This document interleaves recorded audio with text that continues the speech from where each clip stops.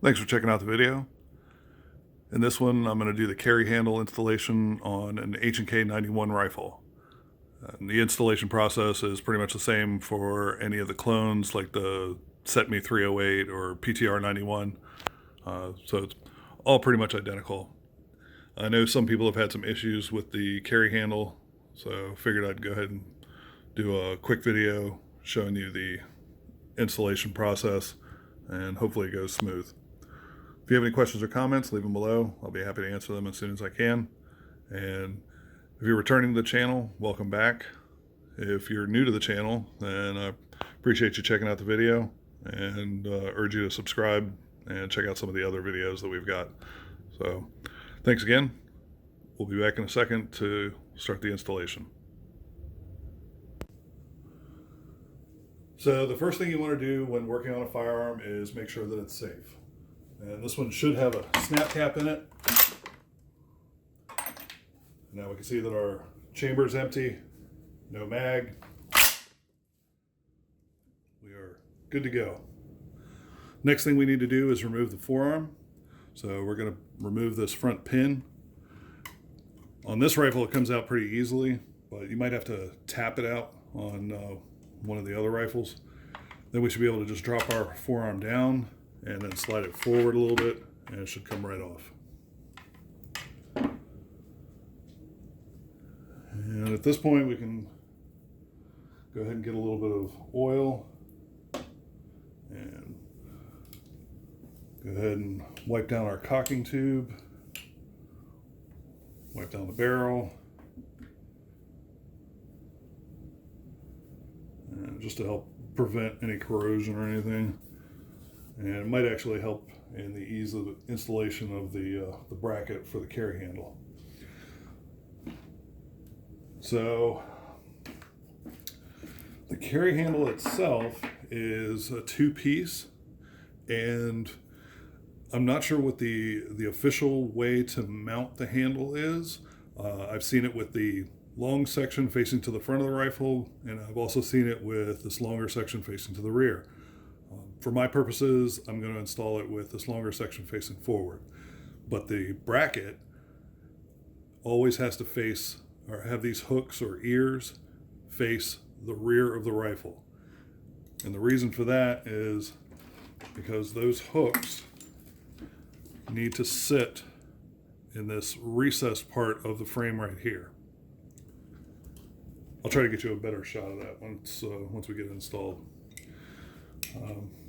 Like I said, for my purposes, I'm going to go ahead and install it with this longer section facing forward, and I'll explain why in a minute.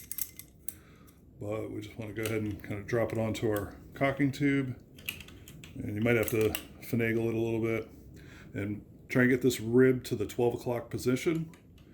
And then once it's seated on the tube, you should be able to slide it back by hand a little bit until it hits this ridge right here. And then it's probably going to tighten up and you won't be able to go any further, and that's fine. Then next, we're going to take our plastic scraper and our nifty broken hammer, and we're going to try and tap this bracket into place.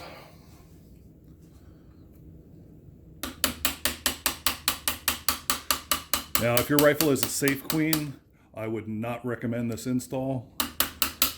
There is a high probability that you'll mar the finish on both sides underneath this bracket. This rifle's seen quite a bit of use, so I'm not too worried about it.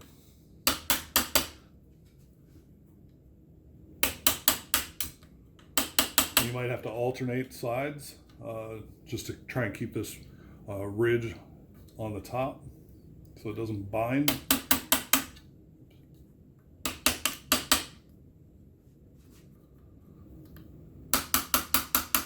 And just keep tapping away until those hooks seat. And you should feel it bottom out, and you might actually be able to hear it. And that's it.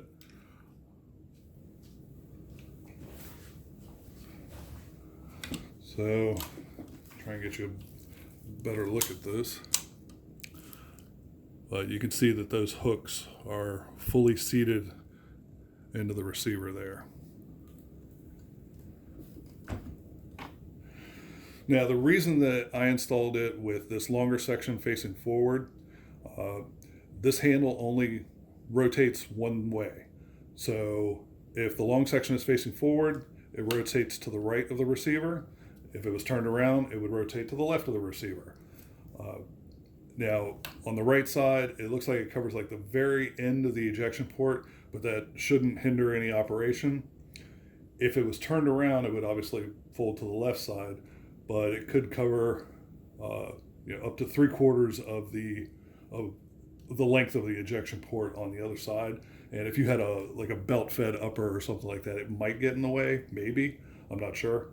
But the main reason that I'm going this route is because I plan on installing an optic, and depending on the optic, this is one of the original claw style mounts for the H&Ks, and if you had one of the original like Hensoldt style scopes, it would probably end right about here, which if the handle was turned around, it wouldn't be in the way, or it shouldn't be in the way. But I'm not sure what optic I'm going to go with. So if I go with a 4 or 6 power, it's probably going to end about here. So it would be in the way. Obviously, if you go with a 25 power scope or something like that, the objective bell is going to be out here. So regardless, it's not going to work in conjunction with the handle. But I'm not sure what I'm doing yet. So for now, I'm just going to leave it in the forward position. And one other thing to note is that with the charging handle up, this might be in the way a little bit, but I haven't had any issues with it dropping. Not to say that somebody else might be able to pull up on their handle real hard, have it drop the bolt, but for me, for now, this seems to be the way to go. So other than that, we'll go ahead and wipe this down one more time.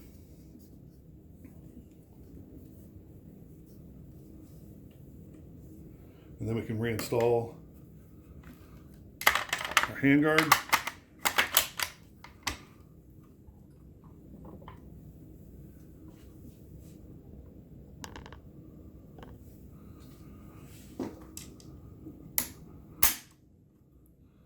And that's it.